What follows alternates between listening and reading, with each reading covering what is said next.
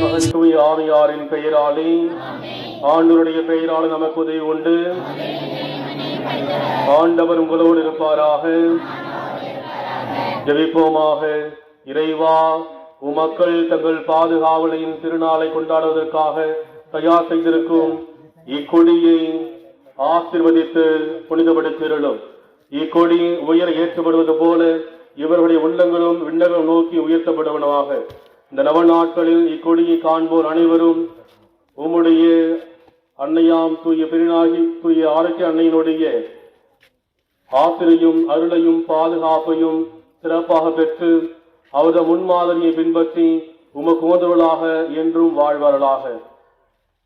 எங்கள் ஆண்டவராக இயேசு கிறிஸ்து வழியாக உம்மை மன்றாடுகின்றோம். அனைவரும் கரங்கள் உயர்த்தி பாடுவோம். வாழ்க